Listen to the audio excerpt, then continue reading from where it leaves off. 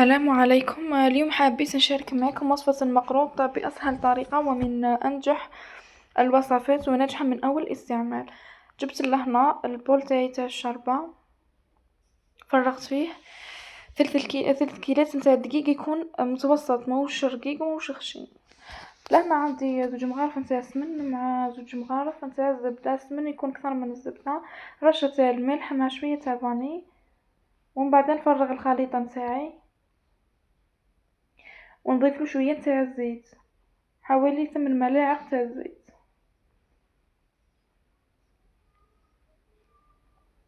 انا كيلت بهذه الكيله، وتحبوا تضاعفوا الكيله ديروا اي كيله تقدروا ديروها، ولكن اي كيله ديروها 3 كيلات لازم بكيله تاع الزيت والسمن والزبده.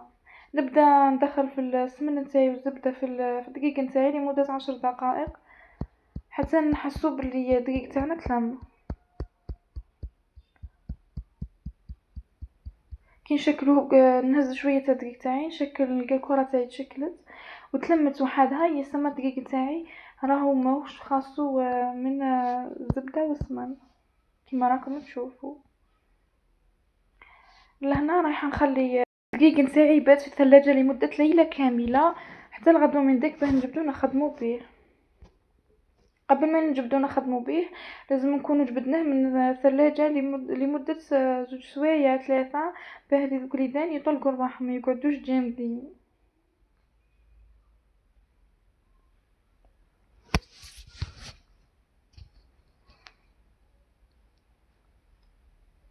هنايا الدقيق تاعي بعد ما خليته بات ليله كامله، لهنا استعملت الغرس نتاعي بعد ما كنت درت له شويه ماء تاع سخون، شويه تاع قرفه، وشويه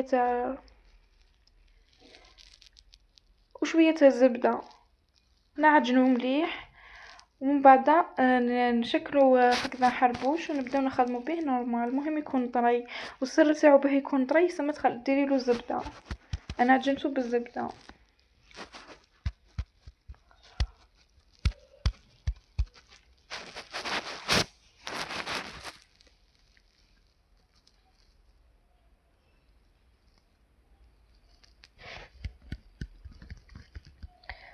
لهنا هاهو الدقيق تاعي بعد ما بات ليله كامله. لهنا نهز شويه برك، نخدم غير بالعقل، ما نسمخوش كامل،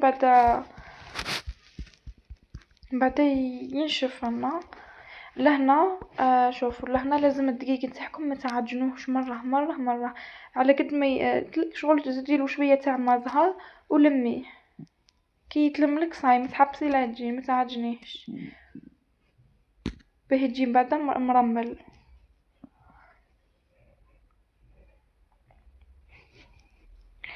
لهنا كيما راكم تشوفوا شكلتو حربوش، وهذاك الحربوش نعجنو مليح نحلو، ومن بعد باه نديرلو الغرس. ما نديرلوش الغرس حتى نحلو مليح باه من بعد ما يدخلناش الهواء في هذيك العجينه تاعنا.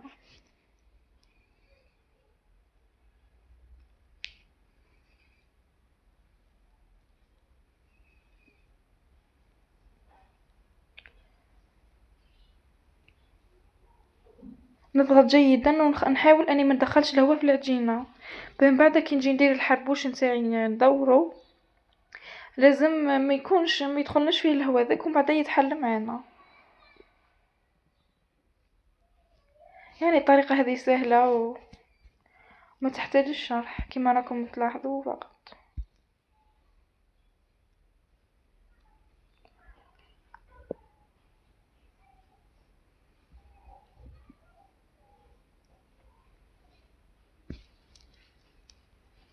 ومن بعد ما تحسيه بلي صاي ولا حربوش يكون رقيق، مش خشين بزاف ومش رقيق بزاف، شغل متوسط. تجيب الطابع، اي طابع يكون عندك ولا اي مول نتاع مقروط. انا طبعت بهذا المول اللي جاي كاري. نضغط عليه جيدا ونخرج العجينه الزائده من الحربوش نتاعي.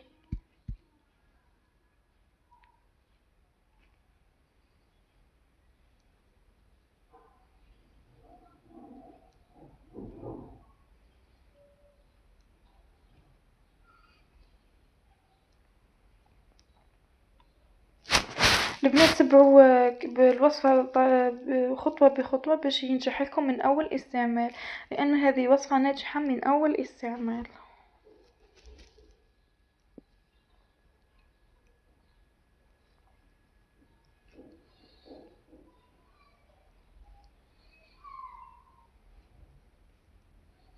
الحاجة اللي تظهر لكم لازم تعبدوا تخدموا بها نورمال.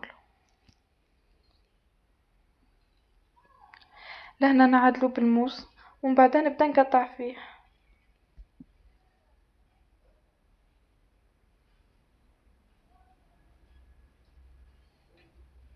نحكم الحبة تاعي اللي طبعتها ومن بعد نعاود ننقشها بالنقاش، نتبع الخطوط برك اللي في المول ومن بعد ننقشهم عادي. هذه هي الحبة نتاعي بعد ما نقشتها كما راكم تشوفوا. هنا بعد ما كملت كامل العجينة تاعي ندخلهم يطيبوا على الفرن بعد ما كنت سخنته مسبقا. جامي تلوحي المقروطة تاعك يطيب في الفرن يكون بارد ولا دافي، لازم يكون سخون. هنا زينتهم بالطيب ولا بالقرنفل، وهذه هي النتيجة. وإن شاء الله تكون عجبتكم الوصفة، وإلى اللقاء.